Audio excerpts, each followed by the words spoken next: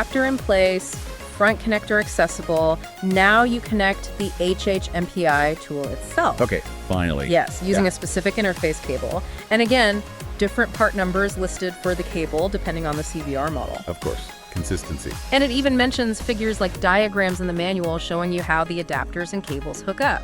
Figure 237100099100000000A, for instance. Right, so visual aids to make sure you get it right. Leaves nothing to chance, ideally. So, okay, the physical connection is finally made. Tools hooked up, ready to pull the data now. Almost.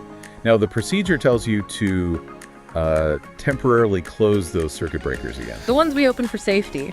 Yeah. You need to power the CVR back up so the HHMPI tool can actually talk to it and download the data. Okay, makes sense. Power on, download. Right. But here's a really interesting insight into how these documents work. Oh, yeah. What's that? When it actually comes to operating the HHMPI tool, hitting download or whatever the interface is, the job card doesn't tell you how to do that. It just says, obey the supplier data extraction procedure. Wait, really? So this whole detailed aircraft procedure tells you how to physically connect the tool, but not how to actually use the tool to get the data. Exactly.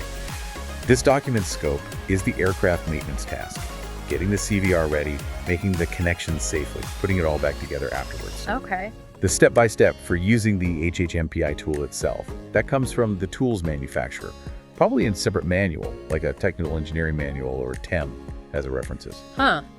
That's fascinating. It's like a procedure linking to another procedure. You follow this aircraft procedure to get ready, then you follow the tools procedure to do the download. Precisely.